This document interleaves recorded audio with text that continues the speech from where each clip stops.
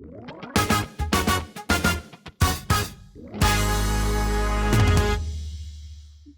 Tag, meine Damen und Herren. Hi, welcome to Card Marks. What's going on, Justice? Bonjour. Alrighty, so as a bit of a make good, because I tricked my friend on the last episode, we are actually going to be talking about our most underrated and overrated WrestleMania matches today. But before we get to that, is there anything you want to get off your chest? So we are still, from this recording, this is pre-WrestleMania 37.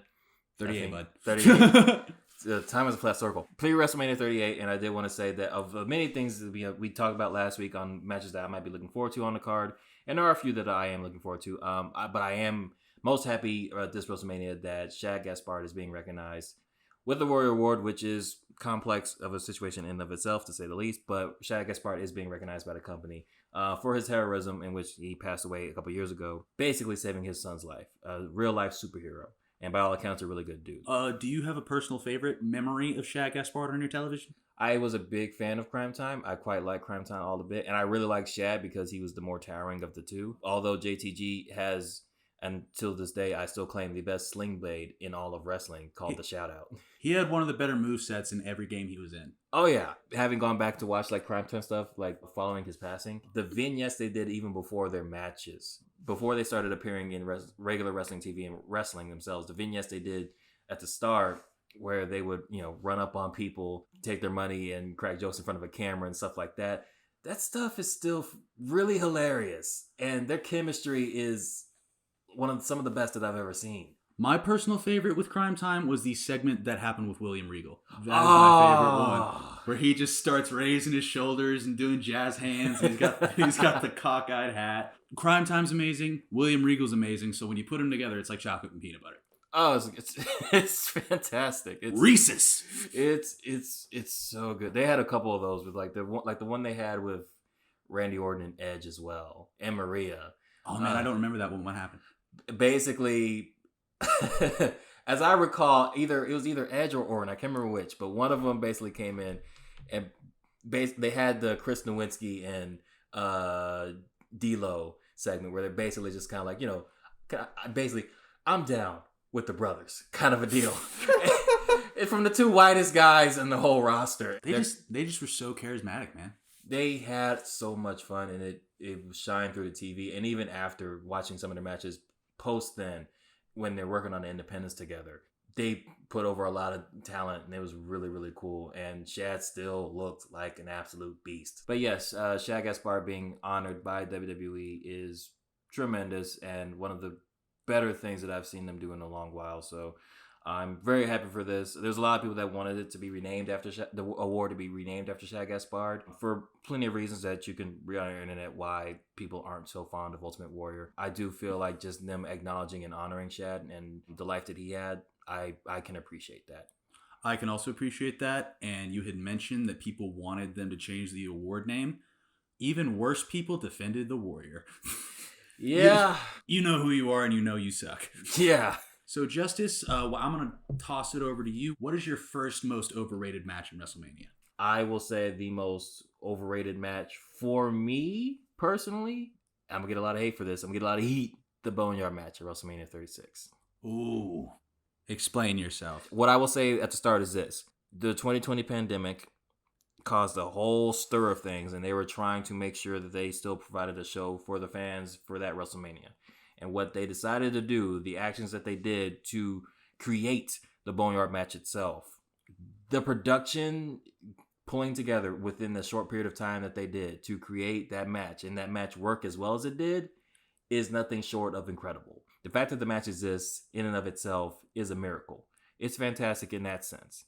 The reason I have it on the most overrated list is mainly not even something to do with fan perception. It's more of like WWE's perception of that match. Because in most recent WrestleMania list of like top WrestleMania moments and matches, it seems to crack the top of the list on a lot of those. For me, watching the Boneyard match, my feelings were, oh yeah, this is fun. But I could never quite shake the feeling in my head of we're trying to work around The Undertaker. I could never quite shake that feeling, unfortunately. And that's not necessarily the match's fault. It's more of a comment on me. But watching the match itself, and there's segments of it that do kind of drag on, and things like that. And there's bits of it that don't quite make a lot of sense, but it's in the world of wrestling, so you kind of have to... You want to talk about my wife? You talking about my wife? You want to keep talking about my wife, AJ? He must have says that like 5 times throughout the course of the whole thing. Yeah, there's a bunch of repeat lines. There's because they're obviously going off the cuff, and the whole thing with the Druids is cool, but then you're like, wait, they're fighting who again? So wait, they fight the Undertaker? Oh wait, shouldn't they be fighting Gallows and Anderson? And then that whole thing, which again, cool. It's just one of those things where I feel like it probably could have been cleaned up a little bit, and if it had been, it'd have been great. It's not on my top 10 WrestleMania moments on all-time list. And that's where I think the overrated aspect comes in for me, because I know some people would rate it that, and the WWE itself rates it in like their top WrestleMania moments. But for me personally, I thought it was a really, really good match, and what they accomplished in that vacuum was incredible. It's just not exactly that top tier for me. I absolutely agree with you in that sense, because I watched a countdown that Brian Zane put out today. He was ranking all of Taker's Mania matches, and he put that at like 5. Like, above the Batista match. Yeah. Above, I believe, the first Triple H match. Like, I understand, I completely agree with you that it was very impressive to do what they did in those particular circumstances. But, you know, it's not tremendous on its own. But I personally feel the way you feel about that match completely depends about how you feel about Metallica post-load era. You know what I mean? That's apt. That's apt. That's absolutely true. Is Fuel on my playlist? Absolutely. I will say it's cheesy, but it's a pretty sweet way that the match ends. With Undertaker driving off on the bike.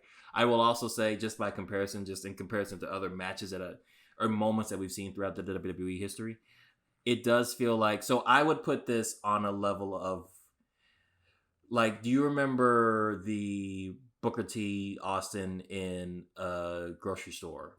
That's one of the best segments in SmackDown history. Right.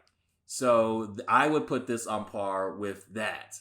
Like, it would be fantastic on like a SmackDown or a Raw. And at a WrestleMania, it's really, really cool. It's a cool moment. But is it in like the top tier WrestleMania moments for me? Not in comparison to what the company would say. Well, 2 points to that. Personally, I think the grocery store fight is way better. Price check on a jackass.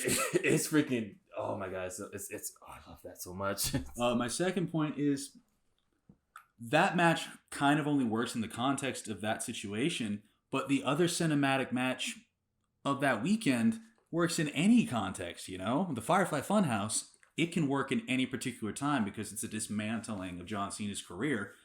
And I completely agree that it's not as deep as people like to put it, because people prefer the Boneyard match over the Firefly Funhouse match, and those people are wrong.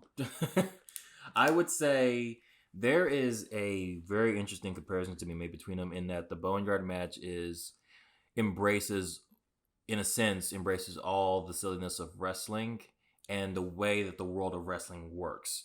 The laws that basically create the way you seam up the stories in wrestling, the tropes and all that stuff. Whereas the Boneyard match seemingly is trying to go beyond the tropes and do something different in that field of wrestling, in that vacuum, in that way of storytelling. Is trying to tell stories in a different manner, in a similar sense to like you and I have talked about, like Pulp Fiction, and that how seeing that film, having seen movies for seemingly our whole lives, and then seeing that film, you're like, okay, stories can be told in a different manner and with somewhat different rules. And I feel like the Firefly Funhouse match is an example of that. I would say, in that sense, that's where they kind of are different. It's just like, one is very much embracing the history of it, the style of wrestling that we're all familiar with and we love, whereas one is kind of trying to do something very, very different and unique with that world and create something new. And both can be appreciated. I think I might prefer the Firefly Funhouse match, just especially based on because it is so much deep lore. If you ask me, it's not even a contest. Just because the actors are way better, the setting's way better, the content is way better. But I will give the Boneyard match this. It did birth my favorite wrestling meme, because it has the frame of The Undertaker standing behind AJ Styles. That is, Yeah. if I can quote Mr. McMahon here, that's good shit. Yeah, it's and also like AJ just coming out of the grave, just laughing. That's just animated. That's you can use that forever. That's great stuff. Alrighty, so I will be definitely getting a lot of hate for my first pick. The most overrated WrestleMania match in history is Shawn Michaels versus Bret Hart at WrestleMania 12. Now, hear me out, hear me out, hear me out, hear me out. I understand that these two are probably the best wrestlers, maybe ever. Definitely of the 20th century. But it's 60 minutes of no pinfalls in a match that promised a bunch of pinfalls. And while it is still very technically sound, you are waiting more than an hour because they have to go to sudden death for the climax of this match. And we have seen Iron Man matches subsequently with a 30-minute time limit or even a 60-minute time limit that are so much just more engaging and more. It's like comparing the Money in the Bank ladder match to the original ladder match. I understand its cultural importance and I understand the importance in both men's careers, but as a sit down and watch match, if I'm going to pick a 60-minute match to watch, I'm going to go watch Hangman Page versus Bryan Danielson before I watch Shawn Michaels versus Bret Hart. That's how I feel in my heart. I will watch the last 10 minutes of that match. Absolutely. Any day of the week. But I can't sit through that entire hour without looking at my phone or trying to, entertain myself. And that's not something I should necessarily have to do in a wrestling match. Again, I appreciate the value of it and the honestly just cardio achievement it is to work for 60 minutes. But as a wrestling match, yeah.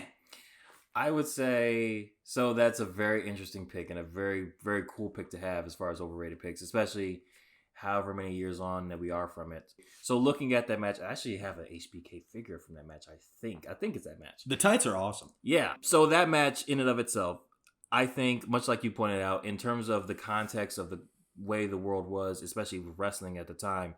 So for them to have that kind of match with that particular feud at WrestleMania, an hour-long match, yeah, that was crazy and intense at the time. And I'm sure there's a lot of people that were really, engaged with it because it's HBK at the height of what he was, or achieving his boyhood dream, as they say, and Bret Hart was seemingly, just perennially cool.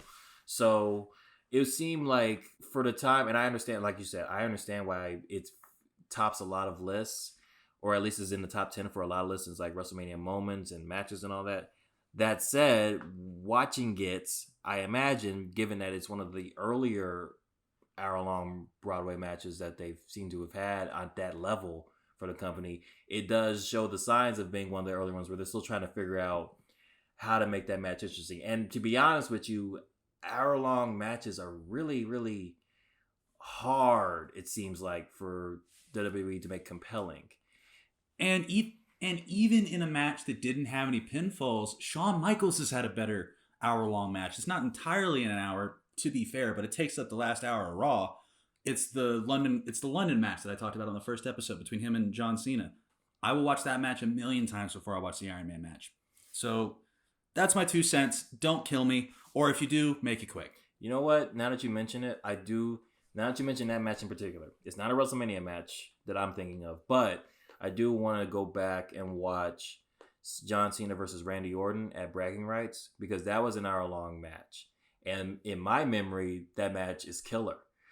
But I want to see it now, 10 years on, just to see, does that match still hold up for a whole hour? Or is it as meh as some of my much older peers would say it is? Absolutely. So transitioning from my hot take, what's your next hot take?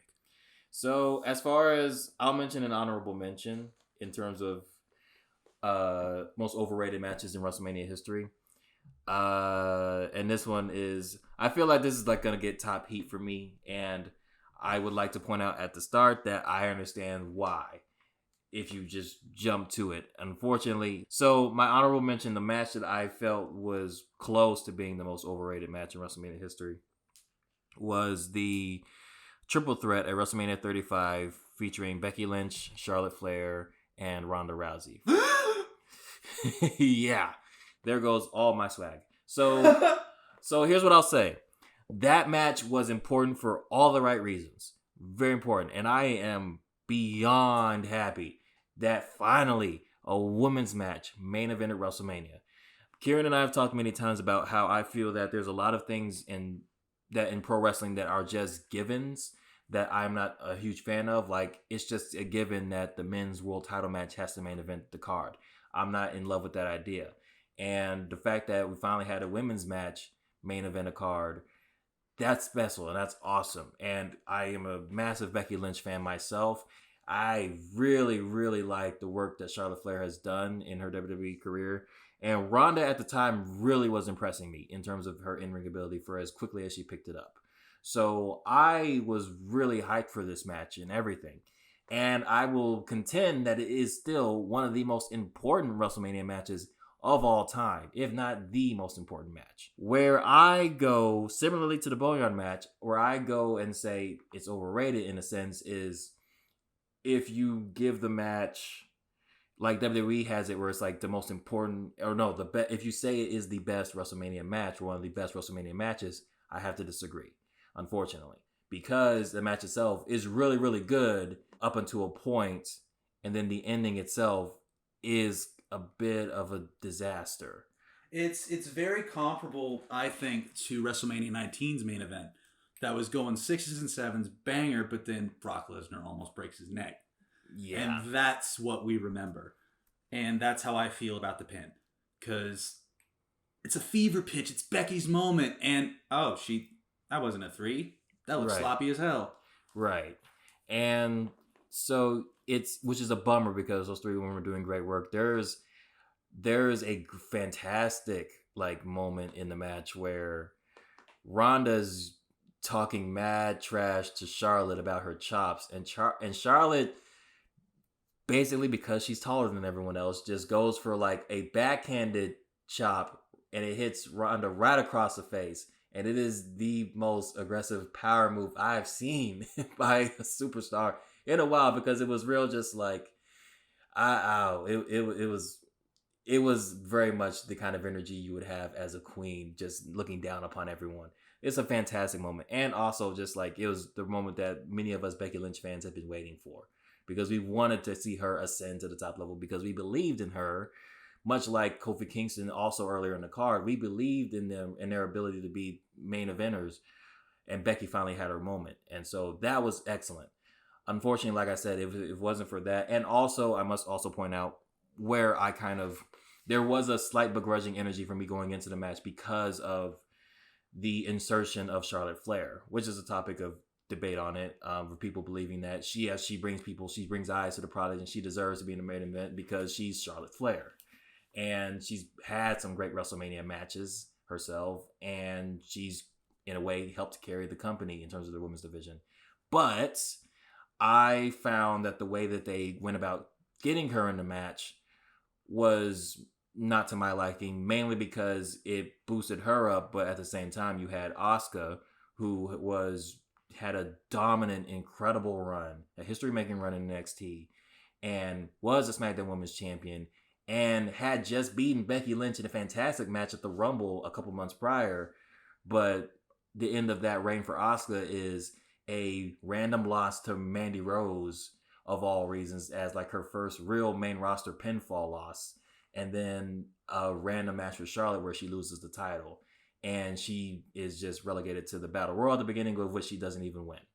And I did not quite like that. It was one of those things for me where it's if you're going to put more people in this match, I feel like Asuka also should deserve to be in that match. Following Kofi Mania didn't do it any favors, particularly because Kofi Mania did not have any noticeable botches like that match did. Its finish was chef's kiss, perfect. Because you got 2 of the best workers in the world. It's the Kofi Mania moment. Kieran's heard me say this before. It's my favorite WrestleMania moment ever. I find a hard time for anything to top that. And the match itself is really, really good. It's one of the better matches of both Kofi and Daniel Bryan's career. It's a fantastic moment that finds a way to get Roman involved and the rest of the New Day involved. And it's special. And this moment for Becky, Charlotte, and Ronda was also special. It's just, unfortunately, because of various different things that happened in the match, miscommunications.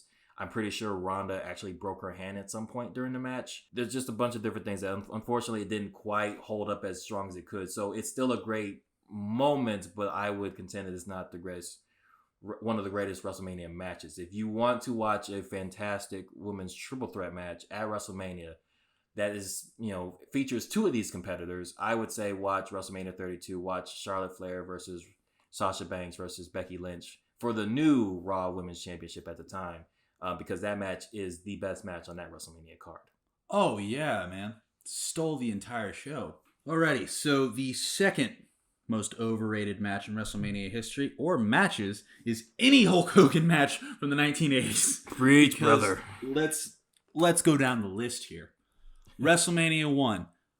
It's a gaga Hollywood tag match that, yes, was absolutely necessary for the success of the WWE. And we are not sitting here talking about wrestling or wrestling as we know it without that match. You ever watch it? It's shag ass. It's terrible. And then let's go to WrestleMania 2. Yeah. Hulk Hogan versus King Kong Bundy. We don't even get to pity the fool in this thing. We just get to watch big meaty men slap meat in all the worst ways possible because big meaty men couldn't work back in the 80s for whatever reason. Okay. Better work in the WWF. They were doing a bunch of cool stuff in Japan. This is true. The Hogan's Japan run is well known. Well, no, I'm just talking about like big men in Japan. They were able to do cool stuff. Oh, yeah, absolutely. Giant Baba, Inoki, all that cool stuff. Yeah, WrestleMania 2, that's... The way you put it like that, I'm glad I didn't eat before I started this. And then if we keep going, WrestleMania 3. Arguably the most important match in WrestleMania history. But have you ever sat down and watched it? Be honest with yourself. Have you? And if you have, did you like it? I didn't. WrestleMania 4 is awesome because it's Randy Savage main eventing. And Hulk Hogan's rematch with Andre the Giant was worse than number 3. When we go to WrestleMania 5, the Mega Powers implode. Arguably the hottest angle of all time. It was the definition of long-term storytelling. It was told over 18 months. Mm-hmm. But if you watch it, this is going to be the best one out of the ones I'm talking about. But then we get to the Hulk Hogan formula where Randy Savage has been busting ass all night, but then we just get the Hulk up, body slam, leg drop, let's go home. And that's how they decided to end Randy Savage's reign. Very underwhelming if you ask me. I understand why they did it for the time, but with the power of hindsight, you could have worked a little harder there, Terry. WrestleMania 6, the Ultimate Challenge. Again, I understand the brevity. Levity is a different word. I understand why it's so important. It was the first unification match in Mania history. It was the first time they had two baby faces going against each other in WrestleMania history. That doesn't make it good. It makes it important. It doesn't make it good. And then WrestleMania 7 is just generally considered ass. Same deal with WrestleMania 8 and 9. And then by 10, he's effed off. So, prove me wrong.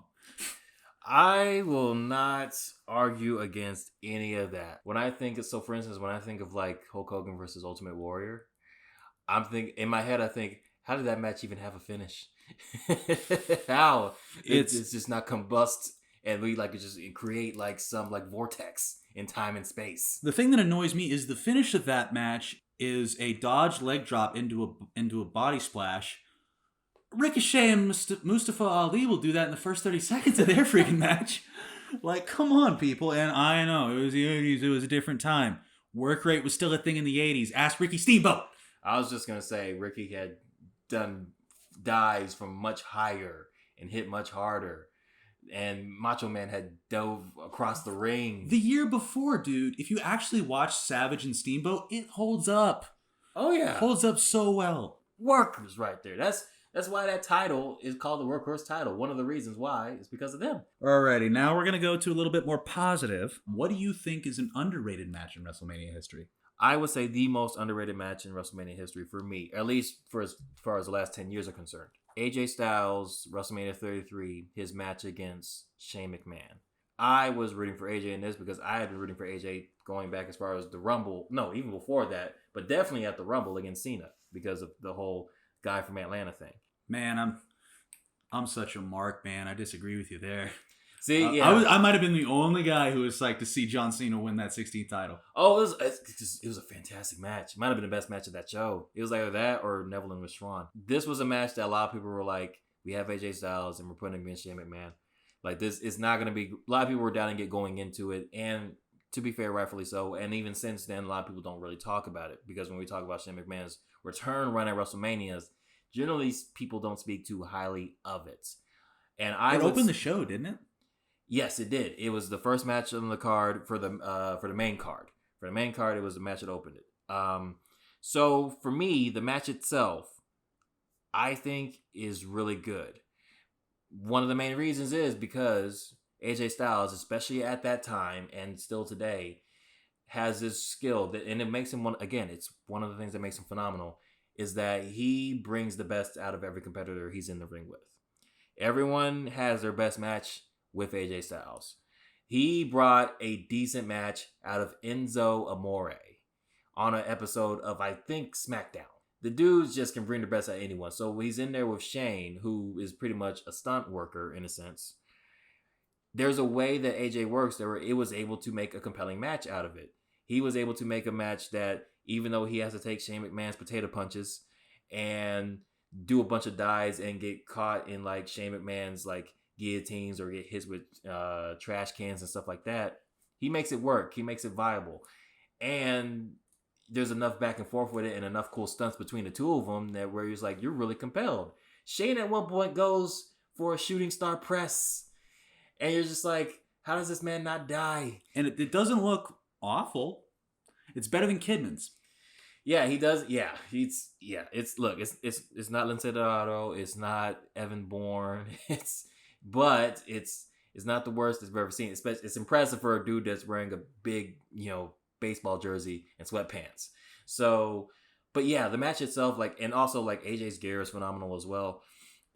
I think it's actually a really, really good match that gets a lot of hate because people aren't so fond of Shane McMahon these days. But the match itself is really one of those really good matches. And one of those matches that you definitely want to start your WrestleMania card with. Like a real just crazy match where you got dudes flying all over the place, putting out all the stops. And then by the time it ends, it is kind of like, okay, follow that. I mean, it was better than the main event. It was better than the WWE title match. Depending on what your taste is, it could have been better than the Universal title match. I like car crashes, so I quite enjoy Goldberg-Lesnar too at Mania. Honestly, for my money, probably like 2 or 3 on the card. Triple H and Seth is my favorite, but that's just the story. Triple H Seth is a great match. I think that the tag team ladder match is, what more can we say about that? The Hardys return, and it's a freaking great match and moment.